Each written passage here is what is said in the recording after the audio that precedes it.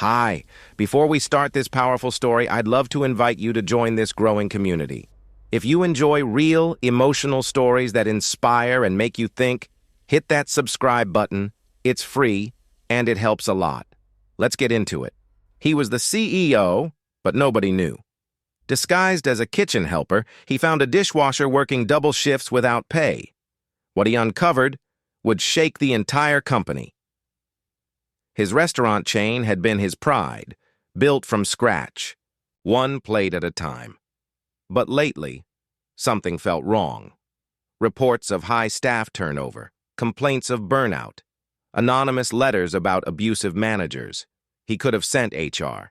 He could have ordered an audit. Instead, he chose something riskier. He went in alone. Undercover. No suit, no luxury watch, no one knowing who he was. The kitchen was chaos. Steam, noise, shouting. But one corner caught his eye. A man in his 50s, sleeves rolled up, scrubbing plates like the fate of the world depended on it. His movements were mechanical, relentless, no breaks, no pauses. By the end of the CEO's first shift undercover, he learned the truth. This man worked 2 full shifts every day and hadn't been paid in over a month. On the 3rd night, when the kitchen finally quieted, the CEO sat near him and asked, "Why keep working if they don't pay you?" The man didn't look up. His voice was tired but steady. "Because I have a daughter. She's in school. If I stop, she stops. They keep telling me the pay will come. I can't risk it." The CEO's jaw tightened. This wasn't just negligence, it was theft, and it was happening in his company. For the next week, he watched and listened. He noticed something strange. The dishwasher's extra shifts never appeared on the official schedule. There were no time card entries, no record of his hours. The manager was pocketing the money, keeping employees off the books so he could steal from them in plain sight.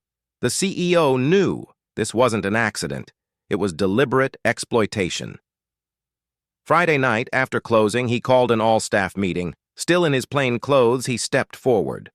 Then, he took off his baseball cap. Gasps filled the kitchen.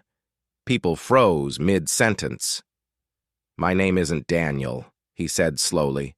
"I'm your CEO, and I've been here all week to see how this place really runs." He turned to the dishwasher. "And what I've seen will never happen in my company again." Right there, in front of everyone, the CEO confronted the manager. The man stammered excuses, but the evidence was undeniable. He was fired on the spot. Security escorted him out. The CEO handed the dishwasher an envelope, full back pay for every stolen hour, plus a bonus big enough to pay off his daughter's tuition for the year. The dishwasher stood frozen, eyes filling with tears. "I didn't want charity. I just wanted honesty." The CEO smiled. "You've earned every cent, and more." The next week, the dishwasher's life changed. He was promoted to kitchen operations supervisor with a fair salary, proper hours, and the authority to make sure no one else suffered like he had. The CEO also launched a fair work initiative across all locations, surprise inspections, anonymous reporting hotlines, and mandatory audits. This wasn't just about one man anymore. It was about fixing a culture. Months later, the CEO visited again, this time openly. The dishwasher approached him during a quiet moment. "Why did you do it? You could have just fired the manager without all this." The CEO replied, "Because it's easy to punish, but real change happens when people see what's wrong and believe it can be made right." They shook hands, not boss and employee, but equals. The true job of a leader isn't just building a business. It's protecting the people who build it with you. And sometimes, the greatest victories happen far from the boardroom, in the quiet corners where dignity is restored.